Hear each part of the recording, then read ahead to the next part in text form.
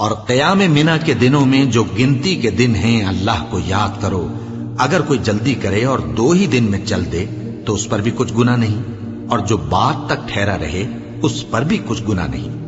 یہ باتیں اس شخص کے لیے ہیں جو اللہ سے ڈرے، اور تم لوگ اللہ سے ڈرتے رہو اور جان رکھو کہ تم سب اس کے پاس جمع کیے جاؤ گے.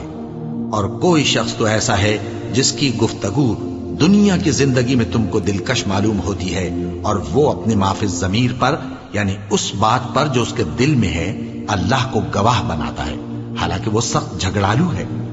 اور جب پیٹ پھیر کر چلا جاتا ہے تو زمین میں دوڑتا پھرتا ہے تاکہ اس میں فتنہ انگیزی کرے اور کھیتی کو برباد اور انسانوں اور حیوانوں کی نسل کو نابود کر دے. اور اللہ فتنہ انگیزی کو پسند نہیں کرتا. اور جب اس سے کہا جاتا ہے کہ اللہ سے خوف کر تو غرور اس کو گناہ میں پھنسا دیتا ہے، سو اس کو جہنم کافی ہے اور وہ بہت برا ٹھکانہ ہے. اور کوئی شخص ایسا ہے کہ اللہ کی خوشنودی حاصل کرنے کے لیے اپنی جان بیچ ڈالتا ہے، اور اللہ بندوں پر بہت مہربان ہے. مومنو، اسلام میں پورے داخل ہو جاؤ اور شیطان کے پیچھے نہ چلو، وہ تو تمہارا کھلا دشمن ہے. پھر اگر تم احکام روشن پہنچ جانے کے بعد لڑکھڑا جاؤ تو جان رکھو کہ اللہ غالب ہے، حکمت والا ہے.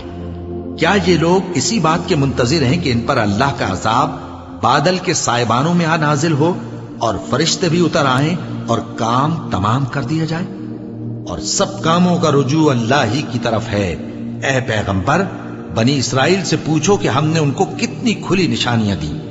اور جو شخص اللہ کی نعمت کو اپنے پاس آنے کے بعد بدل دے تو اللہ سخت عذاب کرنے والا ہے. اور جو کافر ہیں ان کے لیے دنیا کی زندگی خوشنما کر دی گئی ہے اور وہ مومنوں سے تمسخر کرتی ہیں، لیکن جو پرہیزگار ہیں وہ قیامت کے دن ان سے اوپر ہوں گے. اور اللہ جس کو چاہتا ہے بے حساب رزق دیتا ہے. پہلے تو سب لوگوں کا ایک ہی مذہب تھا، لیکن وہ آپس میں اختلاف کرنے لگے تو اللہ نے ان کی طرف بشارت دینے والے اور ڈر سنانے والے پیغمبر بھیجے اور ان پر سچائی کے ساتھ کتابیں نازل کی تاکہ جن امور میں لوگ اختلاف کرتے تھے ان کا ان میں فیصلہ کر دے. اور اس میں اختلاف بھی انہی لوگوں نے کیا جن کو کتاب دی گئی تھی، باوجود کہ ان کے پاس کھلے ہوئے احکام آ چکے تھے. اور یہ اختلاف انہوں نے صرف آپس کی ضد سے کیا.